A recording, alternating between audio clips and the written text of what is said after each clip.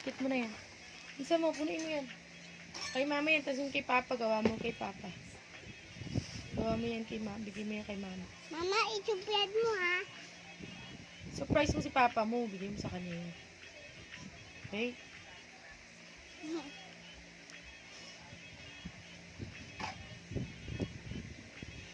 Kasi walang height si Papa.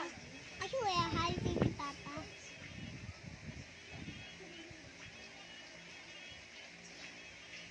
Mama, wala kayong pasok. May pasok na kami bukas. Sige. Ako, di na ako uuwi. Hindi ba ako uwi? Uwi pa. Uwi pa. Sige. Hello. Sige, dikit mo. Ay, shit. Punuin mo yung puti. Punuin mo yung puti. Dali. Huwag mo itatapon to kasi at yung gagamitin ko pang ano namin din mga bata. Pang height ko eh. Mm-mm.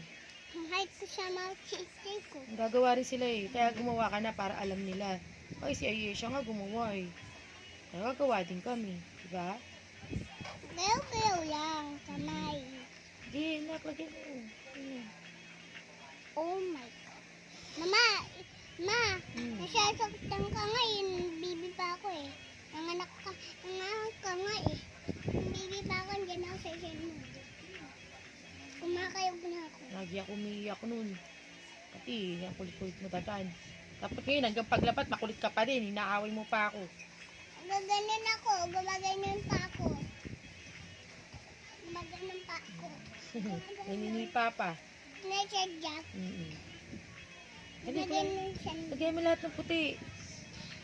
Punuin mo ng pula. Matutuyo na eh. O kaya nga, tutuyo na yung glue eh. Kaya kailangan.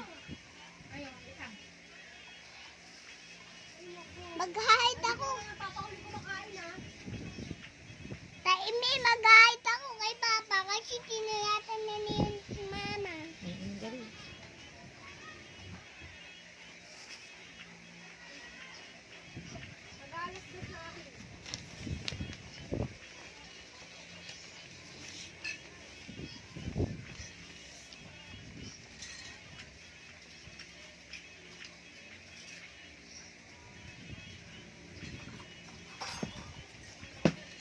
Dahil.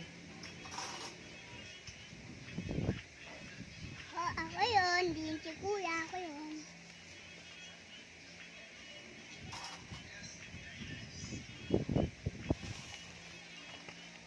Dali, punuin mo.